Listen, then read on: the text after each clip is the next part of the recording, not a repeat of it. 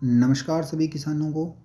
और आप लोगों का स्वागत है हमारे यूट्यूब चैनल के अंदर, राहुल लर्निंग जोन के अंदर। और मैं Rahul, MSc genetics and plant breeding. तो आज पुरानी वीडियोज़ के अंदर हमने जो चेक किया था वो था कि हमारे बैंकों का जन्म किस प्रकार से हुआ। हमने यहाँ तक कवर कर लिया था इसको कि बैंकों का जन्म था वो किस प्रकार हुआ था। आज हम नेक्स्ट चेक करने वाले हैं कि जो आधुनिक पैसे हैं वो किस प्रकार से बने। आधुनिक पैसे की प्रक्रिया क्या है, जो अभी चल रहे हैं वो किस प्रकार से बने थे, उसको चेक करते हैं। सबसे पहले इसके अंदर क्या है कि 1960 के दशक में शिकागो फेडरल रिजर्व द्वारा आधुनिक पैसे की प्रक्रिया मॉडर्न मनी मशीन मैकेनिक्स नामक पुस्तिका की गई। ठीक है, प्रकाशित की उन्होंने एक बुक जिसका नाम था मॉडर्न मनी मैकेनिक्स, जिसमें साफ साफ लिखा गया कि बैंक वास्तव में जमा किए गए पैसे को कर्ज के रूप में नहीं देते। अगर वो ऐसा करते तो कोई अतिरिक्त पैसा नहीं बनता। यानी उन्होंने कहा कि वास्तव में जमा किए गए पैसे को कर्ज के रूप में नहीं देते। अगर वे ऐसा करते तो अतिरिक्त पैसा नहीं बनता। अगर कर्ज के रूप में नहीं देते तो अतिरिक्त पैसा नहीं बनता। वे ऋण या लोन देते समय उधारकर्ता के लेन देन खातों में क्रेडिट के बदले वचन नोट स्वीकार करते हैं। वे भी क्या करते हैं, वचन नोट देते हैं आगे, जिसका अर्थ यह है कि जब आप कर्ज लेने जाते हैं तो वह पहले से ही जमा पैसे को कर्ज के रूप में नहीं देते, बल्कि आपसे कहते हैं कि आप हमें यह वचन दो कि आप जितना पैसा ऋण लेंगे उसका ब्याज समेत वापस लौटा देंगे। जितना पैसा लोगे उसका ब्याज सहित आप वापस लौटा दोगे। आपके इस वायदे के बदले में वे एक रसीद काट कर देते हैं जिसे आप पैसा मान लेते हैं।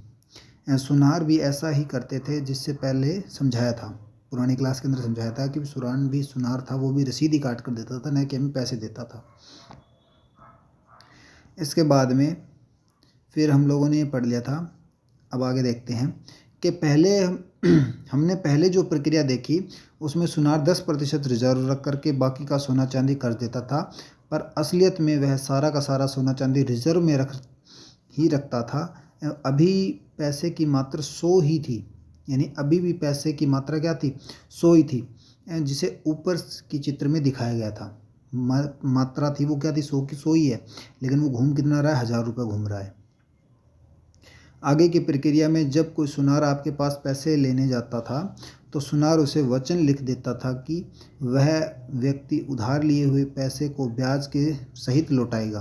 कोई ब्याज लेने आता तो उससे ये लिखवा लेता कि भी तू इसको देगा तो वापस ब्याज सहित दे देगा इसको। इस वायदे को अपनी संपत्ति मानकर सुनार उतना पैसा नहीं देते हुए भी उसे उतना पैसा दे देता था। यानी उसे करना क्या था, उसे एक सिर्फ लिख के दे देना था कि इतने रुपए की रसीद ये ले, तेरा काम चल जाएगा। देने की बात करता था, क्योंकि असल में उतनी चांदी तो सुनार के पास थी ही नहीं। तो फिर वह कहता कि मैंने आपको जो पैसे कर्ज के रूप में दिया है वह मैंने अपने पास जमा कर लिया। इसके बदले वह उस व्यक्ति को एक रसीद काट कर देते थे, जिसे कि लोगों ने पैसे या प्रतीकात्मक मुद्रा के रूप में स्वीकार कर लिया। यानी वो चांदी न दे करके क्या कर देता था, उस चांदी की रसीद दे देता था, जो कि पूरी मार्केट में चलती थी। इस तरह सुनार द्वारा जारी की गई रसीदों पर लोगों का विश्वास होने के कारण उसे घर में एक तरह से पैसे बनाने की मशीन आ गई, जिसे वह अपनी मर्जी से प्रयोग करता था। सुनार के पास जितना सोना चांदी रखा रहता था वह उसका 10 गुना रसीद दे देता था और पैसे छाप लेता था, और जिसका 10वां हिस्सा तो सही मायने में उसे बनाने का अधिकार था, पर बाकी के 9 हिस्से वह अपनी मनमर्जी से बना करके कर्ज दे ब्याज वसूलता था उनके ऊपर। ऊपर दिए गए चित्र में आप समझ सकते हैं। इस तरह सुनार असली पैसे यानी सुनार के पास जमा सोना चांदी वास्तविक मुद्रा जो उसके पास थी से 9 गुना पैसे ऋण लेता था। उसके जो 9 गुना बचे हुए थे, मान लो 100 थे तो उसके 9 गुना 900 उस पर ऋण लेता था लोगों से। एवं अगर उस पर 6% वार्षिक ब्याज से भी लेंगे तो 6% न रहकर 9 इंटू 0.06 इंटू 100 54% हो जाएगा, और 54% सालाना ब्याज का अर्थ है कि 2 साल में सारा सोना चांदी पूरा कंप्लीट हो जाएगा। इनका हो जाएगा, यानी 100 अगर कर्ज दिए थे 2 साल के अंदर वो 100 इनके पास ब्याज आ जाएगा। नेक्स्ट, कि चूंकि सब लोग अपना सारा पैसा सुनारों के पास नहीं रखते थे, इसलिए 2 साल की जगह इन्हें इस काम को होने में कई साल लगे। दुनिया में लगभग सारा सोना चांदी जब जब इनका हो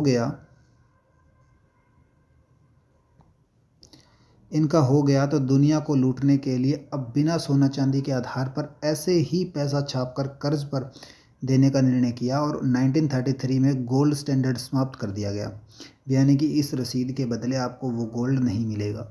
गोल्ड स्टैंडर्ड था वो 1933 के बाद में समाप्त कर दिया गया, और जिसका अर्थ यह था कि रसीदों के बदले अब आपको बैंकों के पास जमा सोना चांदी नहीं मिलेगा। एवं यह दुनिया की आज तक की सबसे बड़ी लूट थी। बहुत सारे लोगों को अभी भी भ्रम है कि कोई भी देश आपके पास रखे हुए सोने चांदी के आधार पर पैसा बना सकता है। अब सुनारों के कागज का नोट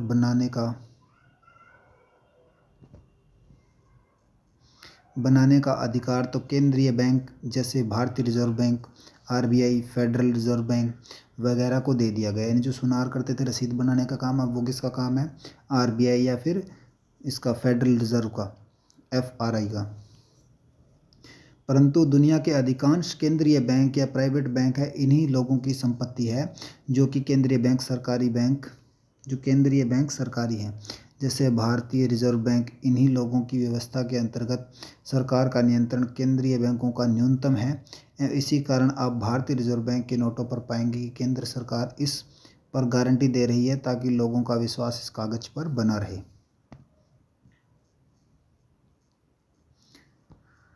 अब सुनारों ने हर जगह अपने बैंक बना लिए।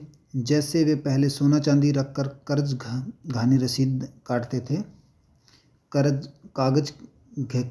कागज की रसीद काटते थे, अब केंद्रीय बैंक द्वारा बनाए गए पैसे को रखकर 10 गुना पैसा कर्ज के रूप में देते हैं, जो सिर्फ लोगों के बैंक खाते में लिखते रहते हैं, जबकि असलियत में बैंकों के पास होते ही नहीं हैं। वे पैसे सिर्फ लिखते हैं, उनके पास होते नहीं हैं। जब तक सोना चांदी था तब तक ये लोग सीमित पैसा बना सकते थे। यानी 100 तोले हैं अपने पास चांदी, तो सीमित था कि हम 1000 ही बना सकते हैं।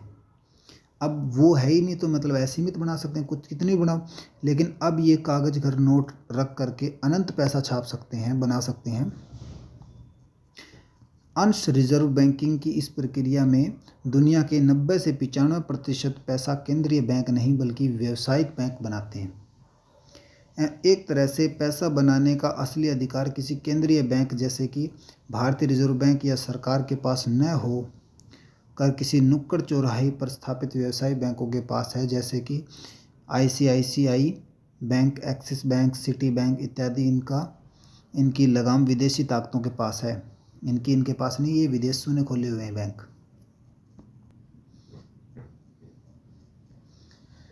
आज के समय में कोई व्यक्ति बैंक में अपना पैसा जमा करवाने जाता है तो बैंक आपके खाते में पैसे लिखकर आपको एक पासबुक या कागज़ के नोट पर देती है, जैसा कि नीचे दिया हुआ है। उसमें लिख देती है इतने डिपॉजिट हो गए, इतने की रिसिप्ट है, रिजर्व वो 100 के 100 करता है, लोन हो गया, इंटरेस्ट हो गया और मनी सप्लाई होगी।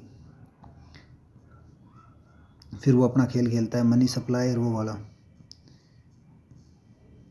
फिर जब किसी को कर्ज की ज़रूरत पड़ती है तो बैंक सुनारों की तरह आपसे एक वायदा लिखवा लेते हैं कि आपका ब्याज सहित कर्ज वापस लौटाना पड़ेगा, जिसके बदले वो आपको कर्ज देने की बात करते हैं। पर असली पैसा न होने की वजह से वो सिर्फ आपके खातों में लिख देते हैं, जिस पर वे आपसे ब्याज वसूल करते हैं। अगर आप किसी 1 लाख रुपए कर्ज के रूप में चाहिए तो बैंक दे देते हैं। यानी अगर आपको 1 लाख रुपए चाहिए तो 1 लाख बैंक दे देगा, और आपके खाते में लिख देते हैं कि लिखे गए पैसे का 10% यानी कि 10,000 रुपये रिजर्व के रूप में रखना पड़ता है। यानी कि अगर आपको 1 लाख चाहिए तो वो 10,000 पहले रख लेंगे आपके, जिससे वे रिजर्व बैंक से उधार लेते हैं। इस व्यवस्था को आप नीचे दी गई तस्वीर में समझ सकते हैं। इसमें देखो, ये 100 डिपॉजिट हुए, 100 की रिसिप्ट कटी, 100 रिजर्व कर लिए उन्होंने, मनी सप्लाई होगी। फिर 900 की मनी सप्लाई हुई, 900 का ही लोन लिया था। फिर 900 वापस क्या हुए, डिपॉजिट हुए, फिर रिसिप्ट भी 900 की कटी, ब्याज 54 का मिला, इधर 1000 हो गए। उसको घुमाते रहे ना पैसे को, इस वजह से। इस पूरी प्रक्रिया में पैसे की मात्रा बहुत ज़्यादा बढ़ जाती है, जो महंगाई का मुख्य कारण है।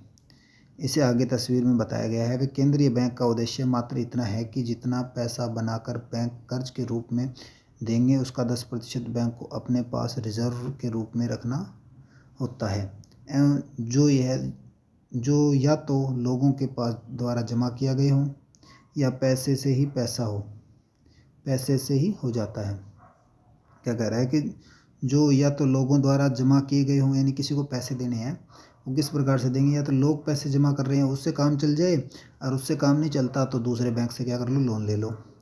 अगर नहीं होता तो वे केंद्रीय बैंक से बहुत सस्ते ब्याज दर पर लोन ले लेते हैं। एक तरह से बैंक वालों के घर में पैसे का पेड़ है, जिससे पैसे तोड़कर कितने भी पैसे कर्ज के रूप में दे सकते हैं। नेक्स्ट चैप्टर, पैसा बनता कैसे है। पैसा बनता कैसे है, हम इसके बारे में देखेंगे। तो सबसे पहले, जब भारत सरकार को पैसे की आवश्यकता पड़ती है तो वह जनता पर टैक्स लगाती है, और आवश्यकता पूरी न होने पर भारत सरकार द्वारा अपना खुद का पैसा न बनाकर कर्ज से पैसे लेती है। यानी कि खुद का पैसा नहीं छा सकती सरकार, उसको कर्ज लेना पड़ता है। अब कर्ज किससे लेगी सरकार। मान लो भारत सरकार को 1000 रुपये चाहिए, तो वह कागज़ पर बैंक को यह वायदा करती है कि ब्याज समेत पैसा लौटा देगी। इस वायदे को सरकारी प्रतिभूति बॉन्ड कहते हैं, और जिसे कि भारत सरकार का वित्त मंत्रालय भारतीय रिजर्व बैंक के पास लेकर के जाता है। यानी उसका वित्त मंत्रालय है वो किसको, आरबीआई को देता है, और बदले में आरबीआई है वो 1000 रुपये का नोट छाप करके भारत सरकार को देती है। अब क्या है,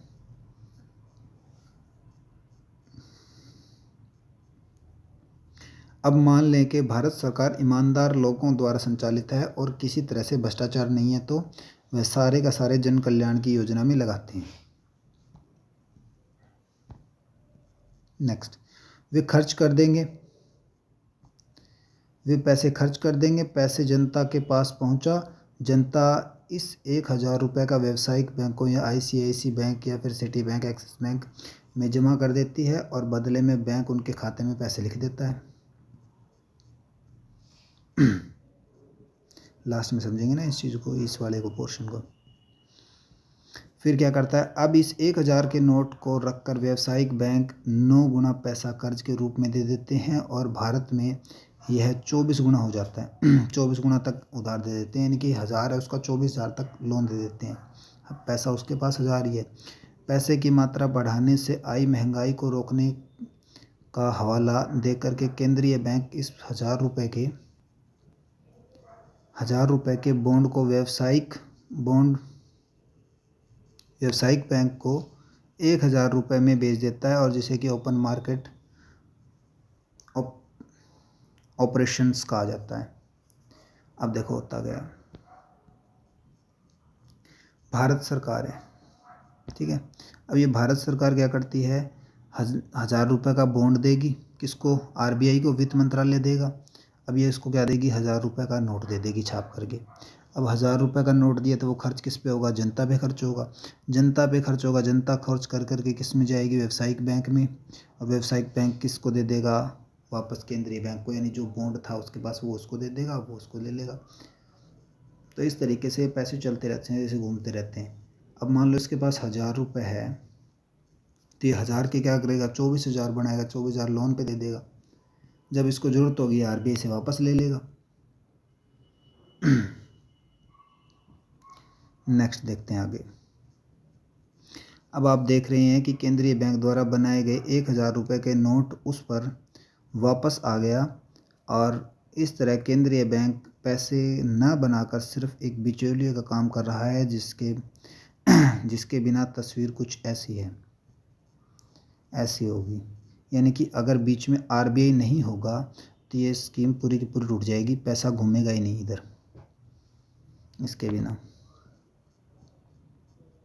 फिर देखते हैं कि लाइनों को सीधा कर दें तो साफ दिखाई देता है, अगर इन्हीं लाइनों को साफ सीधा कर दें तो साफ दिखाई देता है कि जब भी भारत सरकार को कर्ज की आवश्यकता पड़ती है तो वह केंद्रीय बैंक के माध्यम से व्यावसायिक बैंक को कर्ज का बॉन्ड देती है, और व्यावसायिक बैंक के पास कोई पैसा न होते हुए भी वो उतना पैसा भारत सरकार के खाते में लिख देता है एवं खर्च करने पर वह पैसा भारत सरकार के खाते में भारत सरकार के खाते से अब जनता के खाते में लिखा जाता है, और जनता के खाते से इसे आगे की तस्वीर में आप साफ देख सकते हैं कि भारत सरकार किससे लेगा, व्यावसायिक इनसे, ये किसको देगा, जनता को, ये किसके पास जाएंगे, वापस इसके पास, इसको जब पैसे की जरूरत होगी तो ये किससे लेगा, आरबीआई से लेगा।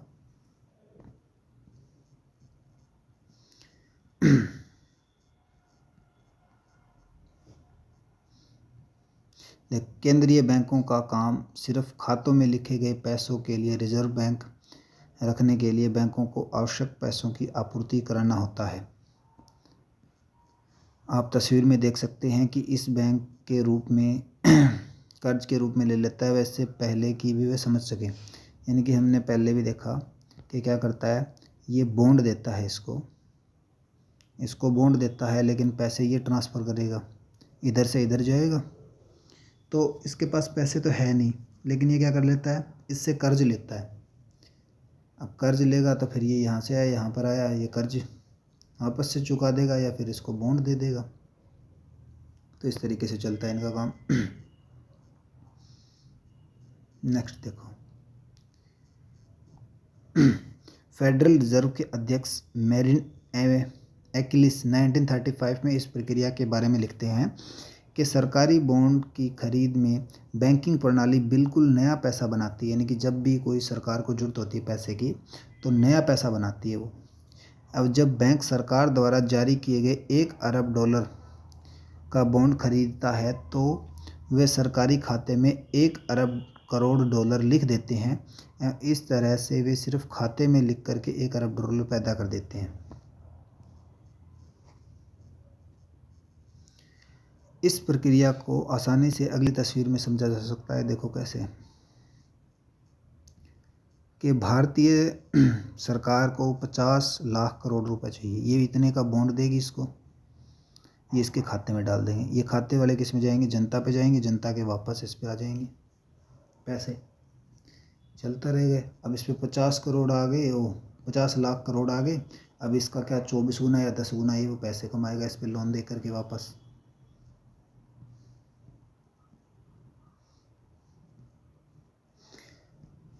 इसमें जब भी भारत सरकार या कि देश की जनता को कर्ज लेने के लिए पैसे की आवश्यकता पड़ती है तो वे ब्याज समेत पैसा लौटाने का वायदा लिख करके व्यावसायिक बैंक के पास जाते हैं, जिसके बदले में व्यावसायिक बैंक उतनी ही रकम आपके खाते में चढ़ा देते हैं जिस पर सालाना लाखों करोड़ों रुपए ब्याज मांगते हैं। वह खाते में लिखे गए पैसों का 10% रिजर्व के रूप में होना चाहिए, जिसे वे रिजर्व बैंक में कर्ज पर लेते हैं।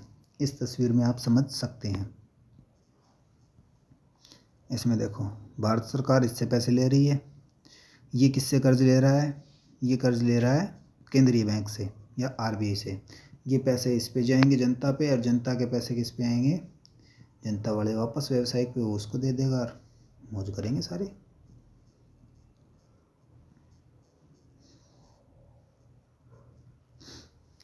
अर्थशास्त्री जॉन केनेथ गोल्डब्रिथ कहते हैं कि बैंकों में पैसा बनाने की प्रक्रिया इतनी सरल है कि दिमाग चकरा जाता है।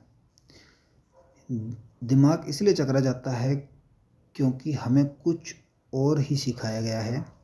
रॉबर्ट बी एंडरसन अमेरिका के वित्त सचिव 1959 में कहते हैं कि जब एक बैंक कर्ज देता है तो वह केवल कर्ज की राशि बैंक अकाउंट में लिख देता है और यह बैंक पैसे किसी और जमा किए गए पैसों से लेकर देता है। यानी कि किसी ने पैसे दे रखे हैं उसको उसमें लिख देता है, बस यह पैसा उधार लेने वाले के लिए बैंकों से नया बनकर दिया जाता है। क्या कहा इन्होंने, यह पैसा उधार लेने वालों के लिए बैंकों ने नया पैसा बनाकर दिया होता है, यानी जो उधार देते हैं वो नया पैसा बना करके दे देते हैं, छापना ही तो है उन्हें। नेक्स्ट है क्रेडिट कार्ड स्कीम। भी क्रेडिट कार्ड की आप लोगों ने स्कीम देखी, वो किस प्रकार से होती है वो चेक करते हैं। क्रेडिट कार्ड से खरीदारी करने पर कार्ड स्वैप करने के बाद आप एक पर्ची का अपने हस्ताक्षर करके दुकानदार को देते हैं। वह पर्ची पर आपके हस्ताक्षर करते ही वह पैसा बन जाती है, जिसे व्यापारी अपने मर्चेंट अकाउंट में जमा कर देता है और यह पर्ची क्रेडिट कार्ड को भेज दी जाती है, जिससे बंडल बना करके बैंकों को भेज देते हैं और बैंक आपको स्टेटमेंट भेज देता है। बैंक आपको स्टेटमेंट भेज देता है जिसका आप भुगतान देते हो। पूरी प्रक्रिया में कहीं भी बैंक आपको अपनी जेब से या फिर अपने पास खाते में से कोई पैसा दिया, बल्कि वह आपकी चार्ज स्लिप पर भी वायदे को अपनी संपत्ति दिखा करके क्रेडिट में बदल देता है। क्रेडिट का काम ही है, आपका वायदा ही पैसा है, कि आपका वादा ही पैसा है। क्रेडिट में क्या करें कि आपका वायदा ही पैसा है। अगर आप किसी को कोई पैसा उधार दो तो आपकी संपत्ति घट जाती है, किसी को उधार दोगे संपत्ति घट जाती है, पर उधार देने पर बैंकों की संपत्ति बढ़ती है। आपका वायदा उनकी संपत्ति बन जाता है, जिसके बदले में वे आपके खातों में उतने अंक लिख देते हैं जिसे आप पैसा मानते हैं। आपके नाम का पैसा है, उनके नाम का सिर्फ अंक है, वो सिर्फ अंक चढ़ाते हैं खातों के अंदर। ये आपको दिखाया हुआ, पहले ऐसे चलती थी, अब ऑनलाइन हो गई। हाई महंगाई। नए पैसे को मूल्य कौन देता है? अब नया पैसा जो बनता है उसको मूल्य कौन देता है? मान लो कोई चीज़ 100 रुपये की आती है, अब बैंकों में नया पैसा बनकर कर्ज दे दिया, बैंकों ने नया पैसा बनाया और कर्ज दे दिया, और जिसे देश के पैसे की मात्रा 10% बढ़ गई, यानी पैसे बढ़ गए, पैसे ज़्यादा हो गए, तो अब वह चीज़ 110 की आएगी। पैसे ज़्यादा होंगे तो उस चीज़ को खरीदने वाले ज़्यादा होंगे, तो उसका ऑटोमेटिकली प्राइस बढ़ जाएगा। अब बैंक हमारी ही जेब से मूल्य चुरा करके कर्ज का पैसा देती है, यानी हमसे पैसा लेती है और फिर हम ही को कर्ज देती है। इस चोरी को महंगाई कहते हैं, कि हमसे पैसा लेकर के हमें ही ब्याज पर देती है। इसी को क्या कहते हैं? महंगाई कहते हैं। इसी वजह से हो रही है।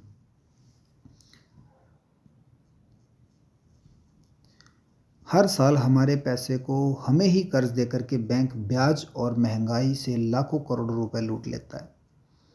यानी कि हमने बैंक में मान लो 50,000 जमा किए, तो हमसे ज़्यादा मान लो हमें एफडी करके देगा 8%, 8% का 7-8% देता है, लेकिन उसी पैसे को लोन देगा तो वो 10-12% की रेट पे देगा, तो उसी से पैसा कमा रहा है। नेक्स्ट, महंगाई इसी बैंकिंग प्रणाली का नतीजा है। कोई भी व्यक्ति देश का प्रधानमंत्री बन जाए और या किसी भी दल का सरकारी बन जाए, किसी भी दल की सरकार बन जाए, बिना व्यवस्था को बदले महंगाई को काबू में नहीं लाया जा सकता। और नीचे फोटो देख रहे हैं आप, किसकी है? महंगाई आउट ऑफ कंट्रोल। फिर कोर्ट में क्या क्या चुनौतियां आ सकती हैं भाई? कोर्ट में चुनौतियां, अमेरिका में 1967 में डेली नामक व्यक्ति घर बनाने के लिए $14,000 का ऋण या होम लोन लेता है। यह कहकर लौटाने से मना कर दिया कि बैंक ने उसे कोई असली पैसे दिए ही नहीं। ये मना ही कर दिया, बोला पैसे दिए ही नहीं मुझे। पहले तो सबको यह दलील एक बकवास लग रही थी, पर जब बैंक के मालिक JP मॉर्गन ने माना कि बैंक तो लोन के पैसे हवा में से बनाता है, तो न्यायाधीश मार्टिन मोहिन चौंक कर बोले, यह मामला मुझे धोखाधड़ी यानी फ्रॉड लग रहा है, और फैसला दिल्ली के हक में सुना दिया। यानी कि जो दिल्ली था उसने पैसे भी ले लिए 14,000 करोड़, ये $14,000, और फैसले का जो हक आया जो हक में है वो भी दिल्ली के था, क्योंकि उसे लग रहा था भी कि एक्चुअल में सरकार ने कोई पैसे थोड़ी बनाए, अपनी जेब से थोड़ी दिए, उन्होंने तो ऐसे अंक लिख दिए खाते के अंदर, चलो काम चल गया उनका।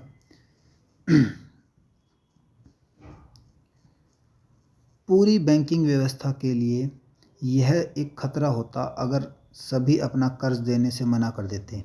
भी सारों ने ऐसे ही पैसे मना कर दिए तो बैंक लूट जाएंगे। न्यायाधीश मोर्टिन मोहन के ने बाद में जब पूरी बैंकिंग व्यवस्था को चुनौती देने की कोशिश की तो 6 महीने के अंदर रहस्यमय ढंग से जहर की वजह से उनकी मृत्यु हो गई। यानी कि जो न्यायाधीश थे, जज थे, उन्होंने पूरी डिटेल में स्टडी करना स्टार्ट किया इसको, तो उनकी 6 महीने के अंदर ही क्या हो गई थी, डेथ हो गई थी। जहर दे करके कोई रहस्य में पता नहीं क्या हुआ, उन्हें उनको निपटा दिया। यानी कि इस चीज़ को अगर आप छेड़ोगे, इस चीज़ को बदलने की कोशिश करोगे, तो आपको किसी न किसी तरीके से आपको थ्रेट मिलेंगे, वार्निंग्स मिलेंगी, या फिर आपको काम तमाम हो जाएगा। पॉइजन दे करके उनको मार दिया गया था। अब देखो, केंद्रीय बैंक व्यावसायिक बैंक को लोन देती है, कर्ज देती है। ये फिर किसको पैसे देता है? ये भारत सरकार को पैसे देता है। भारत सरकार किसको देती है? जनता को देती है। और जनता किसको देती है? वापस से व्यावसायिक बैंक को देती है।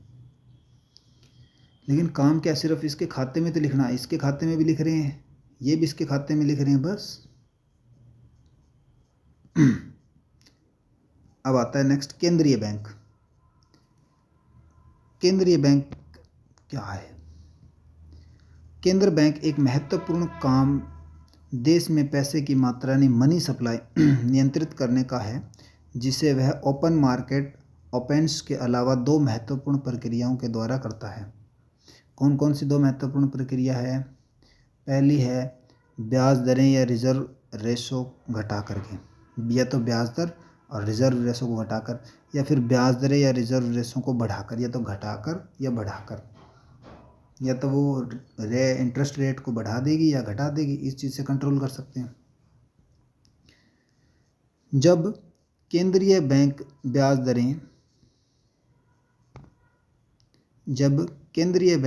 ब्याज दरें रिजर्व रेशो घटा देती हैं तो सस्ते ब्याज होने पर से बैंकों के पास ज़्यादा पैसा होने के कारण देश के लोग ज़्यादा कर्ज लेते हैं। इनके इंटरेस्ट रेट घटा देंगे तो लोग ज़्यादा पैसा लेंगे। इस वजह से पैसों की मात्रा बढ़ जाती है, यानी पैसे बढ़ाने पड़ेंगे। अगर ज़्यादा कर्ज लेंगे तो पैसे बढ़ जाएंगे, क्योंकि जितना कर्ज लेते हैं वो छाप करके देती है नोट। अब ज़्यादा पैसे होने से महंगाई का दौर आता है। भी जैसे जैसे पैसे बढ़ेंगे वैसे वैसे महंगाई ज़्यादा होगी। बैंक लोगों से ब्याज से और सस्ते पैसे से निवेश करके खूब कमाते हैं। यानी कि बैंक लोगों से ब्याज से और सस्ते पैसे से निवेश करके खूब कमाते हैं। यानी कि जितना ज़्यादा ब्याज देंगे लोगों को, जितना ज़्यादा उधार देंगे लोगों को, उतना ही इंटरेस्ट आएगा ज़्यादा, और इंटरेस्ट ज़्यादा आएगा तो उससे बैंक कमाएगा।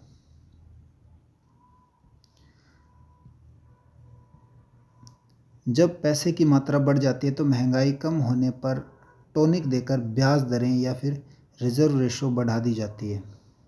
जब एक बार क्या हो जाती है, महंगाई थोड़ी सी कम हुई तो क्या कर देंगे, इंटरेस्ट रेट बढ़ा देंगे, जिससे एकाएक देश में पैसे का अकाल पड़ जाता है और कम पैसा, शॉर्ट मनी होने से मंदी का दौर आता है, और जिससे कि ये लोगों को माल को कौड़ियों के भाव खरीद कर लूटते हैं, और जिसके आगे समझाया गया है। देखो कैसे, ये तो बटुआ खाली है। बताया गया है मंदी क्या है, मंदी आती कैसी है। जब बैंक पैसे की कमी कर देता है, जब बैंक में क्या होता है, पैसे कम कर देता है, यानी कि इंटरेस्ट रेट बढ़ा देता है। इंटरेस्ट रेट बढ़ा देगा तो लोग ब्याज नहीं लोन नहीं लेंगे, तो ऑटोमेटिकली पैसा नहीं छपेगा तो ऑटोमेटिकली महंगाई होगी। तो बाज़ार में वस्तुओं और सेवाओं की मांग घट जाती है। जब पैसे की कमी होगी, पैसा होगा ही नहीं, तो क्या होगा, सेवाओं की मांग घट जाएगी, लोग लेंगे नहीं। वस्तुएं भी होती हैं और लोगों को उनकी ज़रूरत भी होती है, पर पैसे न होने से लोग उन्हें खरीद नहीं पाते। यानी लोगों को ज़रूरत भी है उस चीज़ की, और उन वस्तुएं भी है मार्केट के अंदर, उनके पास पैसे नहीं है। अब बिक्री न होने से हर किसी का काम धंधा ठप पड़ जाता है और जिससे लाखों लोगों की नौकरी चली जाती है। एवं पढ़े लिखे होने के पर भी युवाओं को रोजगार नहीं मिलता। इससे वे या तो अपने आप को या फिर भगवान को दोषी कर ठहराने लगते हैं। यानी सीधी सी बात है, भी अगर लोग चीज़ ही नहीं खरीदेंगे तो ऑटोमेटिकली सस्ती करनी पड़ेगी, मंदी करनी पड़ेगी। तो इसीलिए मंदी आती है। यानी जैसे ही पैसा रुका, लोगों पैसे को कंट्रोल किया, ऑटोमेटिकली मंदी आ गई। मंदी आती ही सबसे पहले जनता मरेगी। जैसे देखो ये बताया हुआ है। सबसे पहले क्या कह रहे हैं कि करोड़ों मजदूर को भी काम नहीं मिलता। मजदूर ऐसे घूमते रहते हैं कि लोगों के पास पैसे ही नहीं देने के लिए, कहाँ से उन्हें काम दें। क्योंकि धंधे में मंदी की वजह से काम देने वाले के पास भी पैसा कम हो जाता है और पैसों के अभाव में देश में खाना होते हुए भी रोटी तक नसीब नहीं होती। करोड़ों लोग रोज़ भूखे सोते हैं और इसे होने वाले कुपोषण और बीमारियों से रोज़ हजारों बच्चे मर जाते हैं। खाने की मांग में कमी होने से किसान की फसलों, फल और सब्जियों का मूल्य नहीं रह जाता। एक तरह से पूरी व्यवस्था का चक्का जाम हो जाता है। मजबूरी में किसान अपनी ज़मीन और उद्योगपति अपना उद्योग सस्ते में बेच देते हैं। बेचने को 50,000 की आस रखने वाला पढ़ा लिखा युवा 5,000 में मजदूरी व सस्ते से सस्ते मेहनताने पर भी काम करने को तैयार हो जाता है। कि उसे पता है कि उसके पास पैसे है ही नहीं, तो बिल्कुल ही उसे वो 50,000 वाला बंदा 5 में भी काम कर लेगा।